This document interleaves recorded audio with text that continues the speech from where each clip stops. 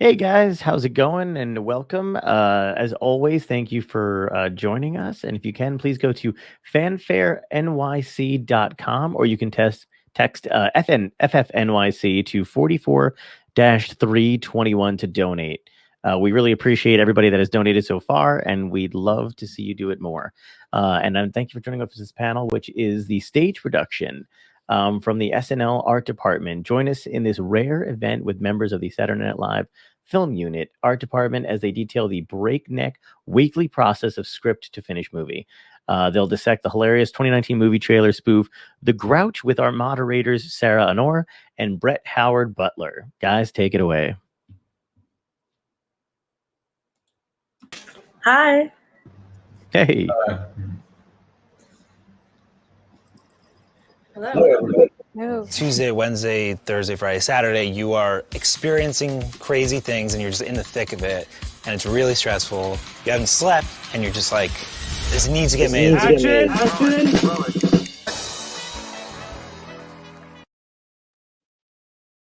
Hi everyone. Thanks for watching. We decided to show excerpts of the Creating SNL film unit piece because it really conveys the breakneck speed in which we do our stuff in, and I think from here it made the most sense to then talk about one particular sketch that we did called The Grouch, which was based on that movie, The Joker, and we're going to show you that video now.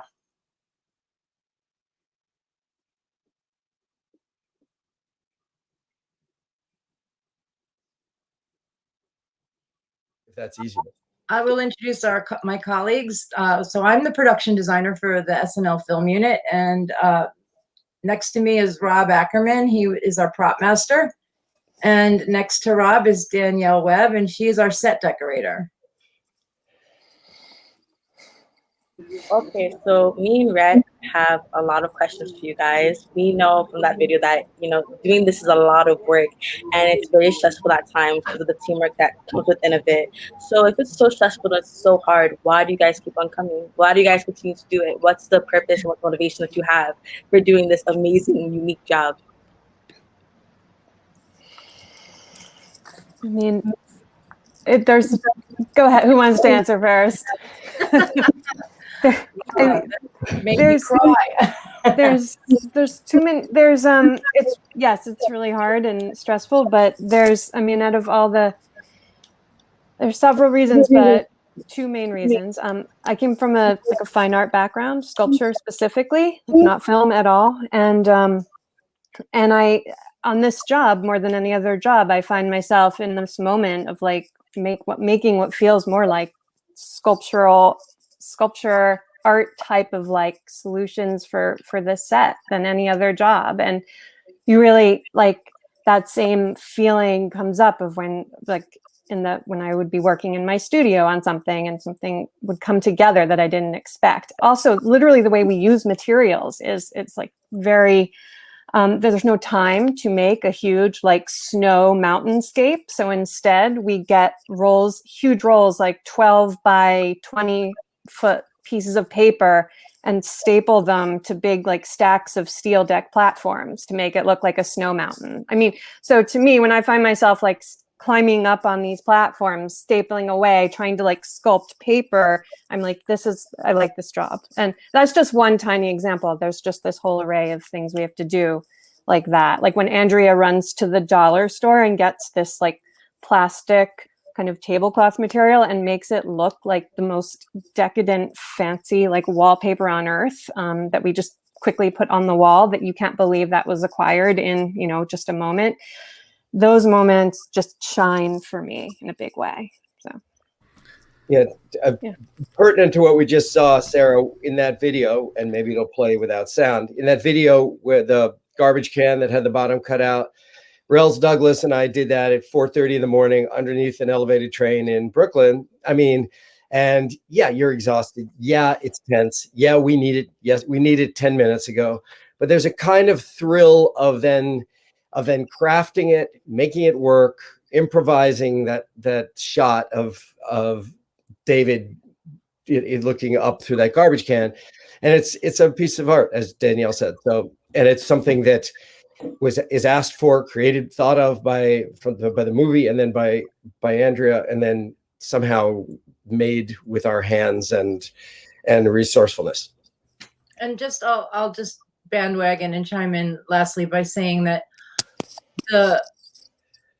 there's not too many genres of this kind, of television production, film production, where you're going to see the thing in under 24 hours after we do it. So for me, the rush is that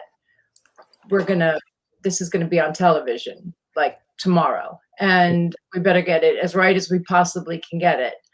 And that to me is just so unbelievable each week.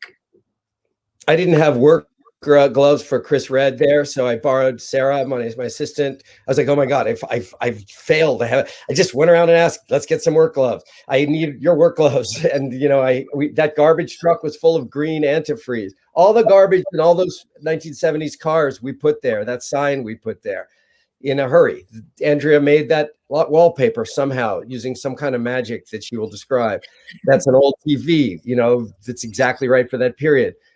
Again, all this is set dressing, all done in a hurry with a bunch of really tired people. Yeah, we had to find a street that looked like, the 70s New York.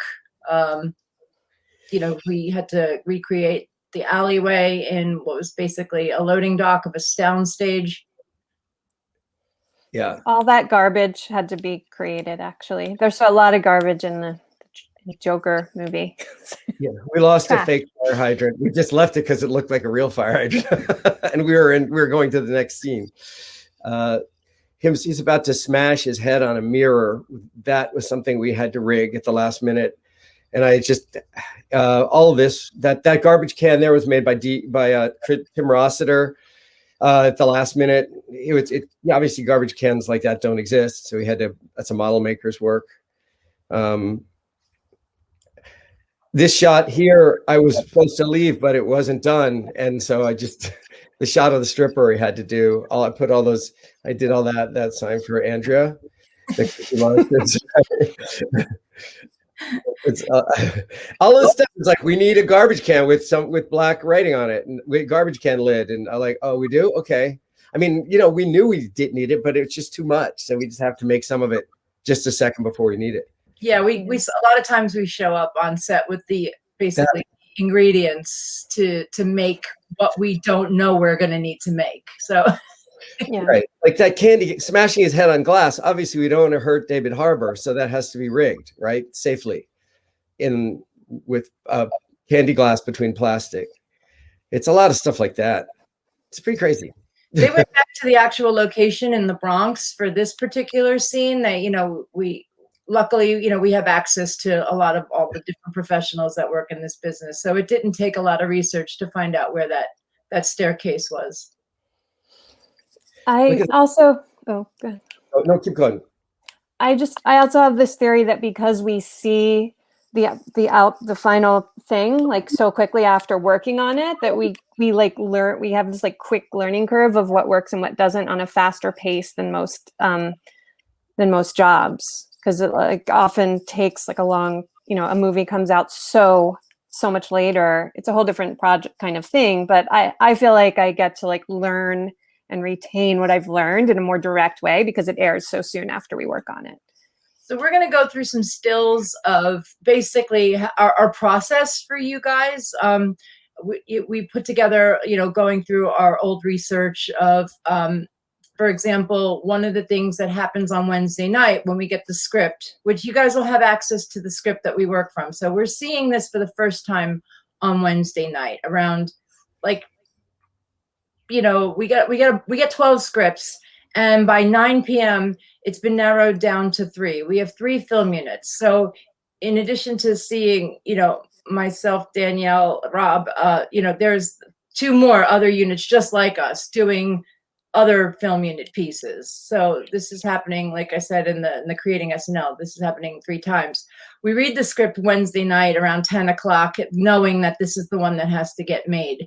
And we have all of the key personnel in our film unit talking about, costumes, sets, makeup, all of the special effects, stuff like that. Between art department.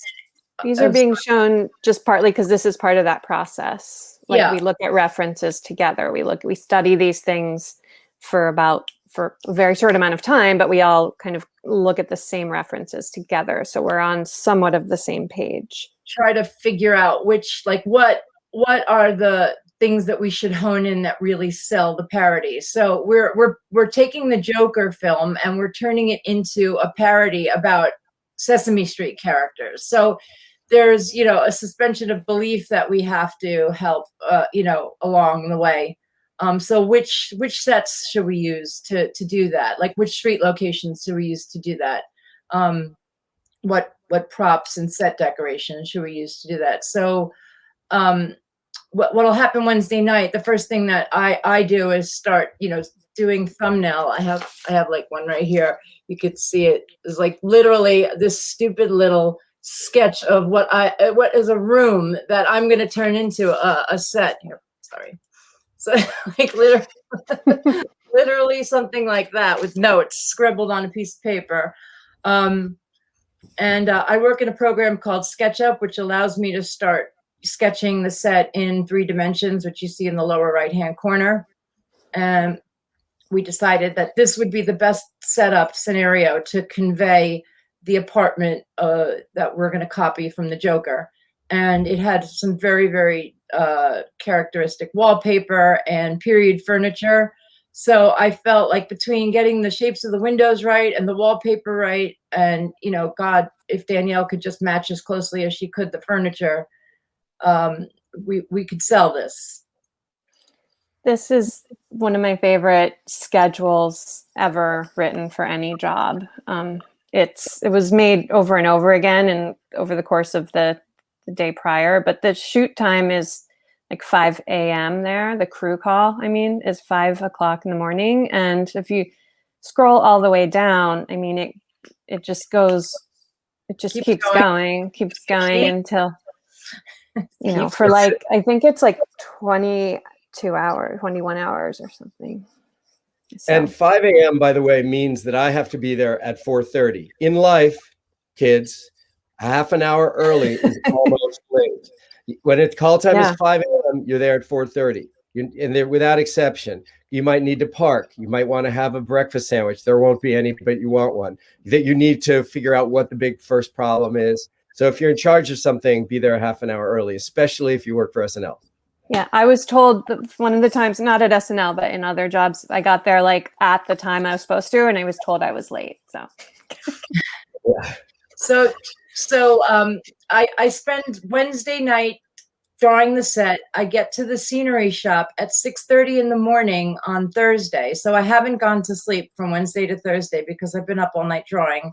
Then I have to get to our scenery shop at the Brooklyn Navy Yard, and I have to hand them my drawings and make sure they understand the literal scribble scrabble that I'm trying to give them to actually construct sets from. And they have 10 hours to do it. And they do it. They do it week after week after week. They produce the most incredible sets in the shortest amount of time ever. And it all gets loaded up onto trucks and brought to different studios around the city. And then I have to be prepared to now stay up another night to watch the set get constructed. So I get through on a couple of cat naps in my car or in a dressing room or on the floor. Very glamorous. I didn't put these pictures, some other pictures in, but what's happening kind of simultaneously while this set is being built is that I'm either looking online, or in this case was more running around to prop houses and stores, getting all the like furniture and all the items and the lighting and just every bit of like set decoration or hand prop material needed for the shoot. And a lot of times I'm guessing that something might work, and I don't really know if it'll work, but that there's kind of faith that we will collectively, like if figure it out. Even if we don't have exactly what we need, we will figure it out in some other way. And that's the only thing that makes it even possible not to have like a total panic attack during that period. In this job, in a case of this job, we scouted. The scout in the video you saw lasted till noon. We were scouting still 4 in the afternoon, and I had not gotten anywhere close to having enough crew members. I was in real trouble. Plus, I was in a van just going around Brooklyn looking for a place, a proper street to shoot that that incredible establishing shot. And then I was this list was building of all the locations, which was, I'm counting here, there are 17 locations plus the stairs, not including the stairs, not including a lot of the exteriors. And I had 7 cars and the drivers of those cars and a garbage truck, all of which have to be wrangled and prepared. So I was losing my mind. I just wanted to point out, in addition to getting the locations right, I mean, Danielle's brilliance and looking at the matching, the ability for her to match the decoration in the set.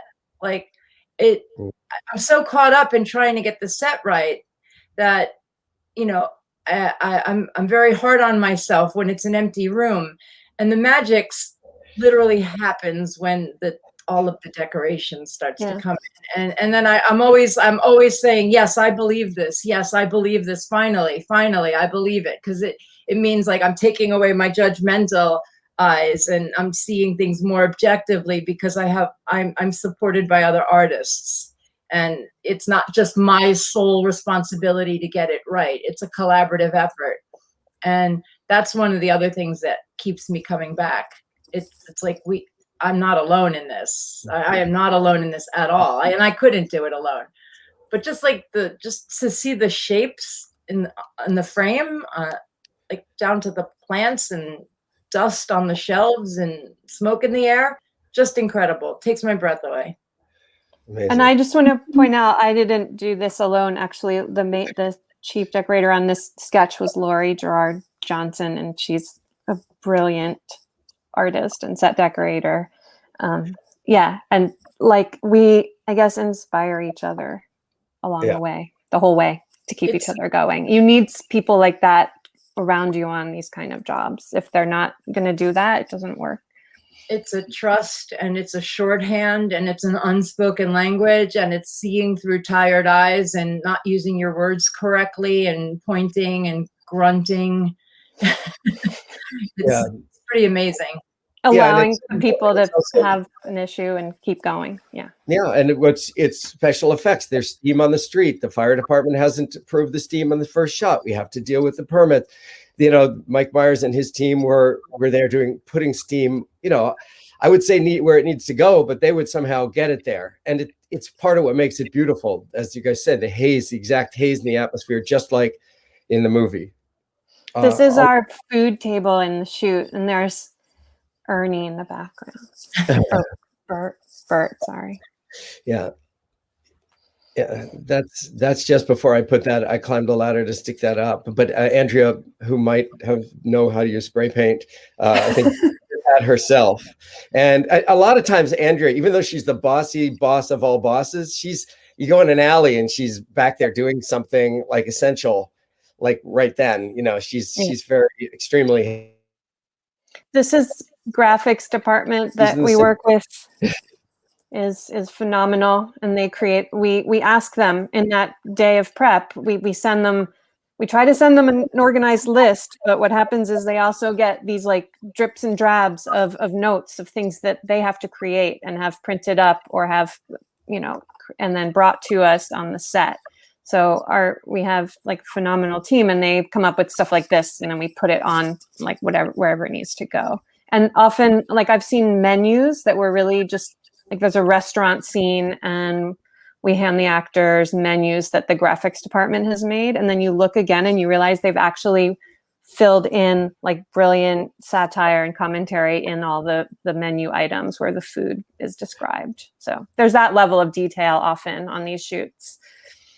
Yeah, I took a couple of pictures, the one before and then this one, but then after that I was too busy to take pictures. Yeah. But this is that tag is actual real graffiti that was there on that street. But That's an example of graphics department, because you can't show license plates on picture cars, so that also has to be made up. And what a great opportunity for some comedy. You know what I mean? It's like, how funny, can you get down to the littlest, subtlest details? But, and also, the guys who drive those picture cars, they're like, when can I leave? And I go, not yet. You cannot leave yet. You gotta say, anyway, these are what were the rubber duckies. Danielle has to get a lot of different sizes, shapes, and colors of rubber duckies, because you never know. Yeah, right. We had a whole puppet segment for that. There was inscripted that there was in the garbage can was an actual Sesame Street character called Slimy, who's a little worm, and he was scripted, and we had him made, and they didn't. I think they shot it, but it made the cutting room floor, as they say. It just got edited out, because in addition to the making the actual pieces, and I'll explain later where the pieces come from, like why the film unit pieces even exist. But we have only a certain amount of time that they're going to fit in. So a lot of times all of this work is for Nye, because it doesn't even air. And that's one of the more frustrating aspects of this job, is that our piece will get cut for time. It'll also get cut if it doesn't appear to be funny, which is something that happens in comedy quite a bit. And those are two of the bummers about this job. So it seems like you guys have like a whole bunch of fun at SNL, but generally, like, a lot of perception about the film world is that it's kind of very like stepping on top of each other and very competitive. So how would you say your experience with that is being in industry? I think, I'm glad you asked that question, because it's the one thing, maybe I asked it because I said I really wanted to talk about it. In my experience, which is longer, I've been working on this since the Schmidt's Gay and Taco Town. I'm an old guy. I've been doing these since back when they were, not very good, these films. And it used to be, the ethos in film used to be competitive and kind of mean, and a lot of yelling, a lot of abuse. And that was just part of it. And you had to take it. And one of the things I so love about working with Andrea and Danielle and the SNL team is that we yell, but it's always with love. And there's an underpinning of trust and collaboration that is really important, Rhett, that you can decide to have. I believe we humans can decide to work well together, or we can decide to figure out that it's only a tiny pie and there's not enough for everyone, so we should beat the hell out of each other. I believe it's a decision that we make. I think the pie is bigger than anyone thinks, and that we can work well together. And SNL proves it. Yeah, I'll also add that I find the film business, with all of its problems, I find that, like, as we're seeing right now in history, things are getting better and more inclusive, and focusing on people's abilities and what they bring to the table, as opposed to a more negative outlook. It is absolutely getting better. And the other thing that I always say about the film business is that it's one of the few industries where you don't necessarily need to go to school for it. As a matter of fact, I would say I would say, honestly, it's maybe 50-50 or 60-40 even, of, people that go to film school versus not. It tends to be the most diplomatic and democratic industry, insofar as I've seen kids from the projects start out as like the bottom of the line production assistant, like the poor kids that have to get there first and, clean the bathrooms and set up the tables for meals.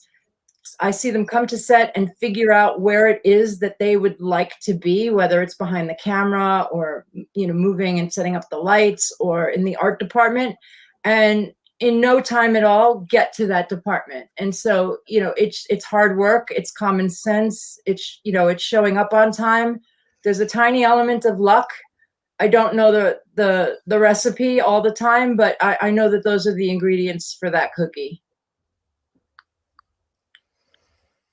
Okay, yeah, that's so interesting. And I know that, there's challenges in every, industry. And I know that film is really, it's special in its own way. And I feel like we are improving.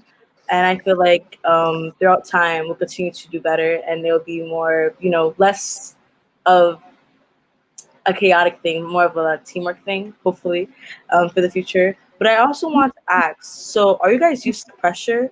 Is like pressure like, are you guys like have like pressure again, or is it like you guys are used to the pressure now because you guys go through it so many times? It's both. I mean, the effects of pressure never go away. It pushes you for sure. But you also have this like blind faith element. That's the muscle that you build over time. So you're like, I'm always affected by the pressure. But it's balanced out by experience. And it took me personally years to get to a point where I was like I didn't spend all my waking hours that I wasn't at the job worrying about the job. And I don't actually do that to that degree anymore. Yeah. But I think this attracts a certain type of person though, clearly, who adrenaline needs the adrenaline rush. So we're all that type of person for sure. It definitely does, because there's people that do exactly what we do on like commercials or episodic television shows that are like I could not do that job. They've come and played with us once and never came back, and it's definitely a certain type of head, and I myself thrive under pressure. I absolutely am my best when I have some unrealistic deadline in front of me. Somebody asked in the comments, any interesting things happen? Are finals extra intense? Oh, finales. Well, yeah, the finale, there was a season where we had to chop off somebody's head with a ceiling fan in the season finale. And it was written by Colin Jost, and it was it was a full 18-hour shoot. And I think the extra intensity had something to do with it being the season finale. I bought all the stage blood in all the any place that sold blood. I bought all the fake blood, and there were brains and blood splattered all across this room, and it got this incredibly loud laugh because this Pete Davidson, I think it was stood up and his head came off. His ceiling fan chopped his head off. That's a 3-part composite shot. Usually on a normal movie that would take a day or two, full day or two to just get that shot. We did it in like 10 minutes. We just had to, you just shoot it without the blades on the fan. You shoot it with the blades on the hand. You shoot it hidden standing up, and then you put the dummy up there and the head and you try to get it to match, and then you shoot. And so to answer your question, sometimes the finale actually really affects, I feel like that job, Andrea had to replicate an old dorm in a boys' school. She replicated it to a T. But when we walked in, the set wasn't just not done. It wasn't even like half. It felt like it wasn't even halfway done. So, but we got it. Because it was a ceiling fan. It was a whole element that I usually never have to focus on, which is ceilings. Usually, sets are just the walls. That tends to be the scenery that we focus on. But this was all an upshot, and the ceiling was vast and huge and needed to be constructed out of lighting trusses, and it had to be structural because it had to not only be a ceiling with ceiling fans on it, we had to figure out how to light through it. So it was made out of fabric as well. There was so many things to figure out. And then in contrast, as I said about pieces airing, many times for whatever reason, our film unit has had pieces that don't actually make the finale because they're too long or they're not funny. So that's happened to us more than once, Yeah. Getting decapitated heads and a bunch of fake blood sounds like pretty out there. What's like some of the more out there props you've had to source or make yourselves, for that matter? I once had to make, for Schmitzke, I had to make 3 muscle men appear out of the water. And I built I don't know why this occurred to me. I built like a winch. So I had all these muscle men because it was all about women ogling men. So I had all these muscle men. So I had muscle men turning a huge winch, lifting the muscle men out of the pool.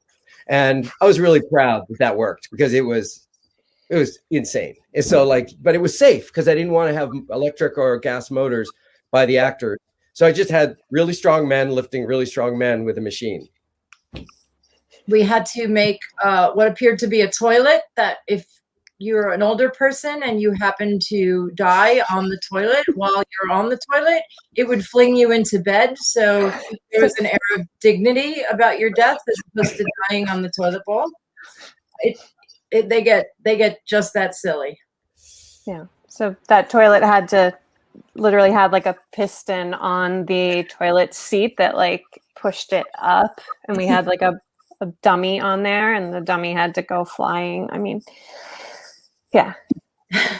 But it was a big football player, this guy Rels. He's a football player, huge. He and this little guy Jota, the two of them turned out to be the perfect dead body throwers. So I had them throwing the dead body. That's really interesting. That's really cool. Oh my gosh.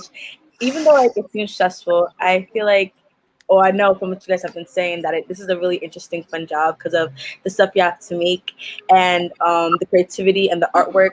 So how did you guys end up getting on SNL in the first place? Like, what's your stories? How did you get here? You know, what was the opportunity that was given when you were able to go on this amazing journey for being on an SNL?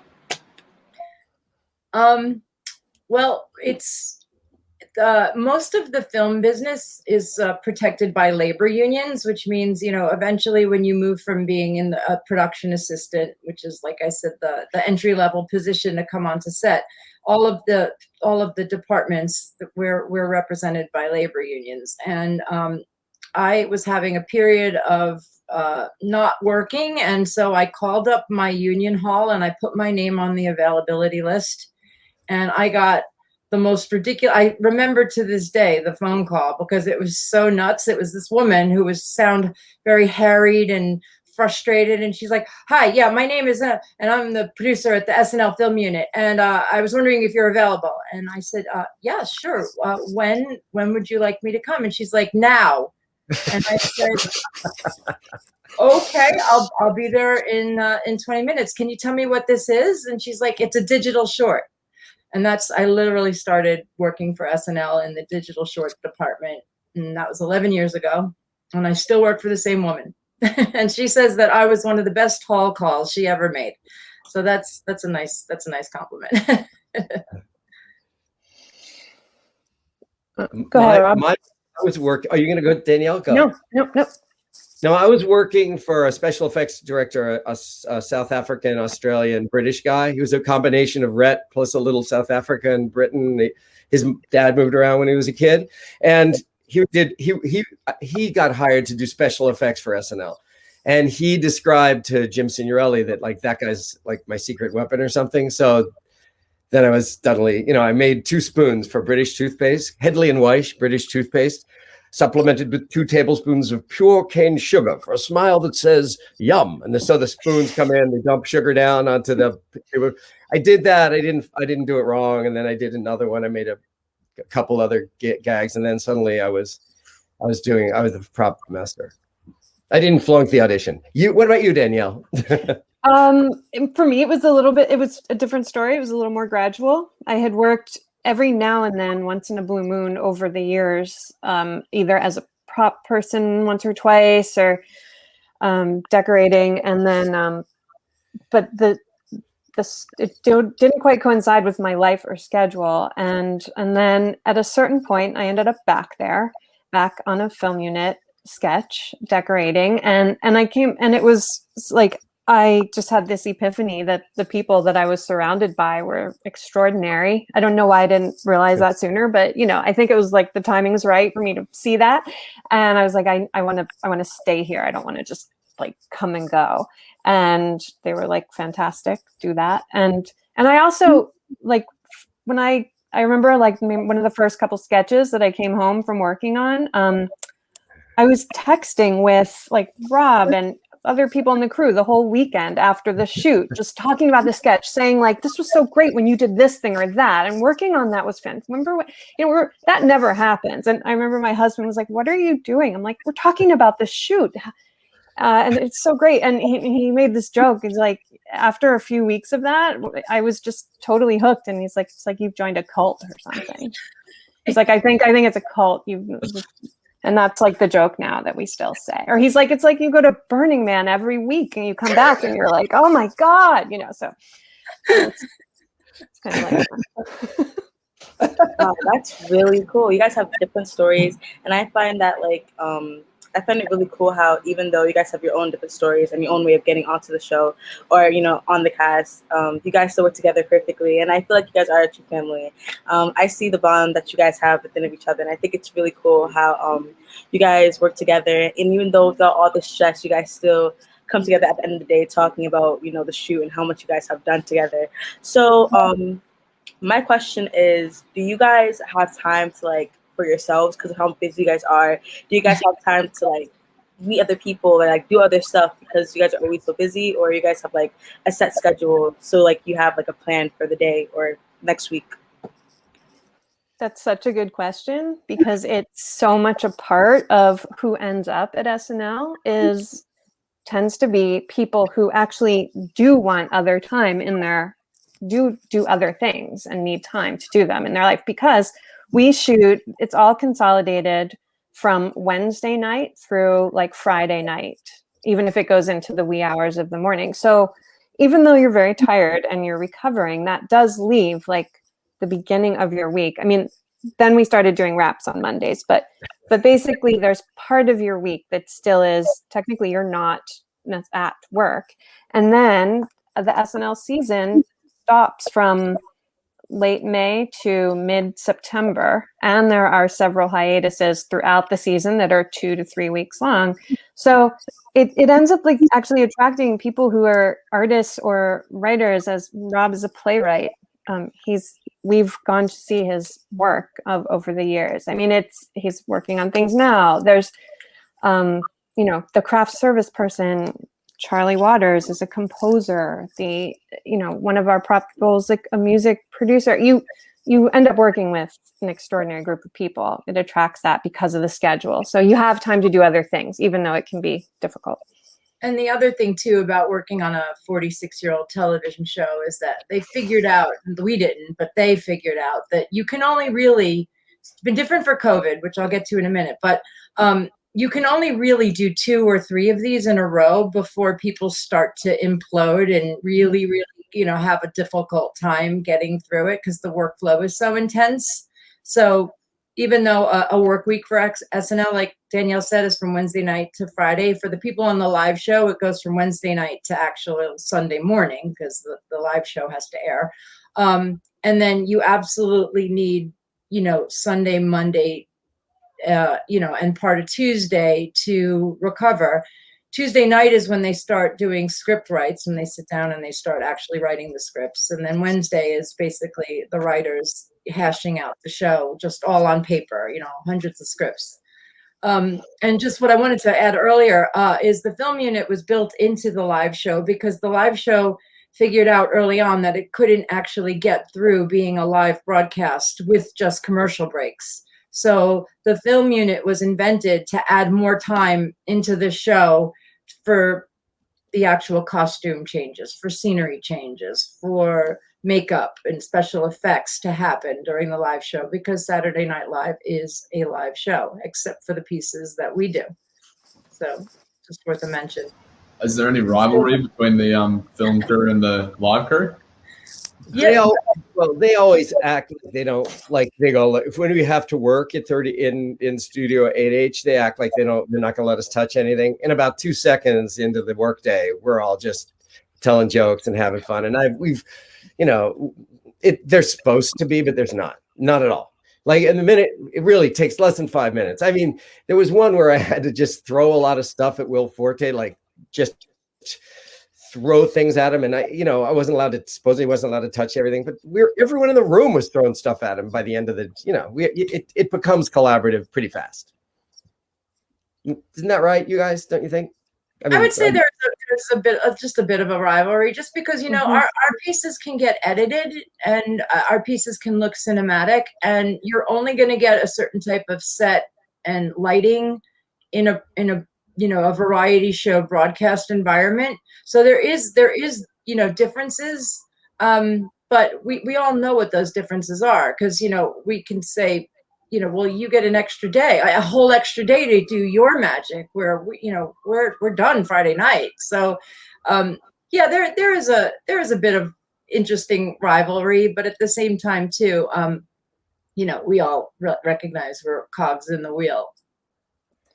I think some people on the live crew were a little bit of a mystery, because we're not around on the stage much. And then we come every now and then to do something there. Most of our stuff, as Andrea was saying, was like locations and other stages that aren't the live show set. So I've been there and been kind of felt like for certain people we were sort of demystifying, like, oh yes, we're that other unit that does these things that combines with your show. Here's some life advice for Rhett and Sarah. Learn and use people's names immediately. I mean, I don't always do it, but I really try to do it, at least when I'm moving into other people's territory. If I know that, like, Pete and Sasha are in charge of that area of the stage, then I say Pete and Sasha rather than studio manager or the electrician, and that helps a lot. Also, I want to quickly say, Andrea changed the game, in my opinion, with the Midnight Coterie of Sinister Intruders. And that video, the people of managers of SNL, I think, agree with me on this, because that was a movie, a Wes Anderson movie that she made, designed, and I helped, but that changed the whole level of what could be done, and my memory of it, which could be inaccurate, was that it was 24 hours, 6 a.m. to 6 a.m. But that couldn't be, because that's illegal. But I believe it's still true, because at the very end, the writers were saying, you need to put objects here. We need little letters, like in Moonrise Kingdom. Remember the little handwritten letters? And I'm sitting there writing handwritten letters at dawn after and loading trucks, because we had so many props for that. But I feel like Andrea's stardom can be traced to, in my opinion, that piece, and she can disagree if she wants. Thank you. That's so kind of you. I think it was happening. I think it was happening before me. I think we have to thank the digital short guys for that. I think they took a visual language of the music video and bite-sized content that you were starting to see in YouTube, and screens getting smaller. I think, and then film technology changing from actual film to digital. I think, I think I'm just part of the bigger picture of what was going on. But in terms of the SNL film unit, I think all of the units coming together and thinking more cohesively as opposed to independent, units. I think it was just a trend, and I'm happy to have been a part of it growing into what it is today. So I appreciate that, but I can't take all the credit. Well, there's so much to do on that one. I mean, there's just so much to do and so many amazing things to see, like the checked floor and all of these things. I don't know. I think it was you. The little tent, we had to fabricate that little tent. We had to make that little tent, that little tent. Anyway, go ahead. You guys ask more questions. Okay, so Rob already did this, but I want you guys to, Andrea and Danielle, I also want you guys to answer this. What advice would you give art students or people who want to be in the art industry? What advice would you give them? What's the main advice you would give if you had to give them one advice? Keep going. Just keep doing your thing. Don't be deterred. Don't be deterred by early failures or things that you feel like it doesn't. None of that matters if you just keep working at what you want to do, and and showing up. That is, that's what they say in this business, but it's really true, and it's true in art making as well. You have to.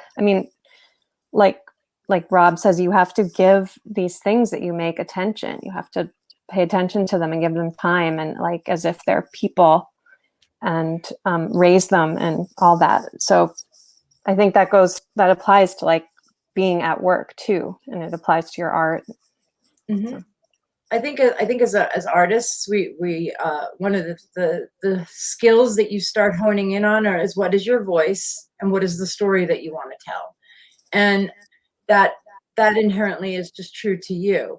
And so if you stay true to that, true to your core about, what is your voice and what is the story that you're trying to tell, you will be so amazed how it translates into a collaborative environment when now it's part of your job to help tell somebody else's story.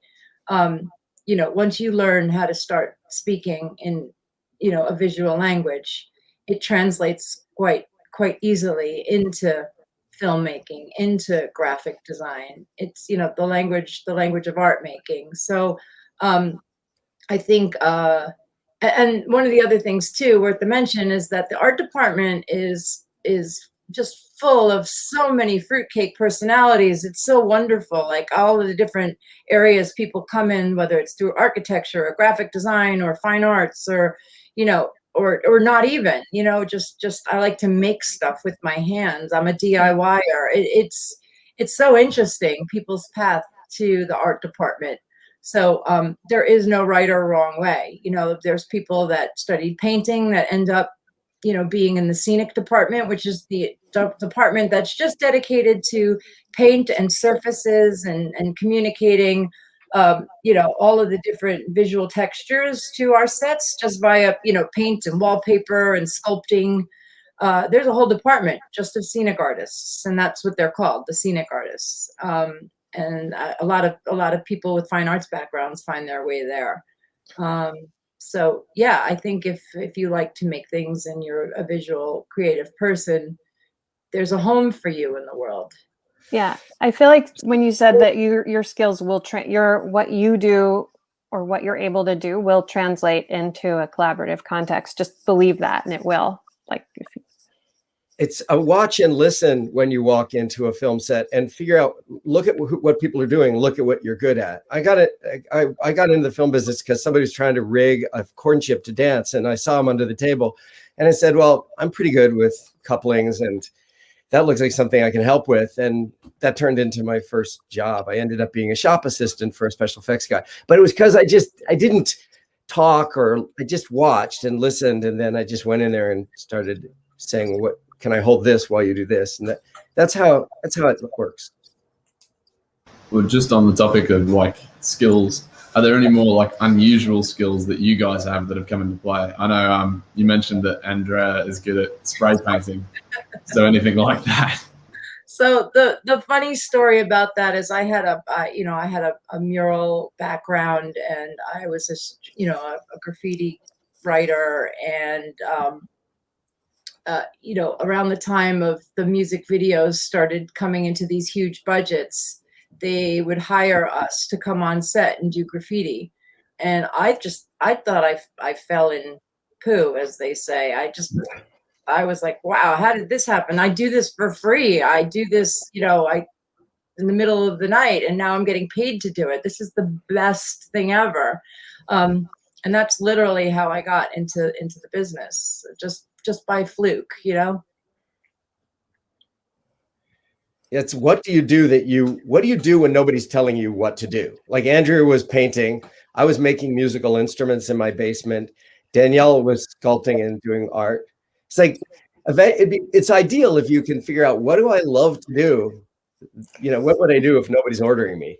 I would say improvising with materials for me, just anything. And SNL forces us to do that. At 4 a.m, Andrea and I were taking apart a faux fur throw blanket and gluing it to a sculpture, a sculpture of a pug, because we needed that prop made. We needed a little dog in a baby carrier for someone to have. I mean, it was asked for us of that late in the game, and so we had this piece of set dressing, which was this porcelain dog, and we turned it into something else on the spot, and that happens a lot. So that's the skill set that I bring. And any material is fair game, any material, So it's fair to say that you guys have been in love with art ever since you guys were children. You guys are always in love with art. You guys always appreciated art, and you guys always used art to the best of your ability. Correct? Is that what we can say? Guilty as charged. Yeah. We're coming to the end of the segment. Less than a minute left. So thank you guys so very much. Thank you, Sarah and Rhett, for doing such an excellent job here. It's really great. It was a really fun panel to watch. Sorry for that technical flub in the beginning. There was none. Didn't quite get it done right, but It was good. It was for the well, best, fine. maybe. And just a fun fact, the reason why we even know KO is because he's been on our crew. So I just outed him.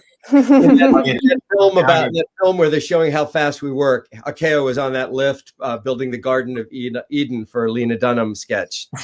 Oh, yeah. I met Akeo on a movie where all we did was improvise with materials, a Michel Gondry movie. So making costumes and props out of parts from a junkyard. So there you go. All right, ask guys. him all about it. Yeah, ask me about it some other time. Thank you so much. Don't forget to donate. And we'll see you guys soon, okay? Bye-bye. Bye. Bye. Thank you. Bye, Rhett. Bye, Sarah. Bye. Bye, Rhett. Thank you so much. Thank you so much. See you guys. guys. It's great doing it.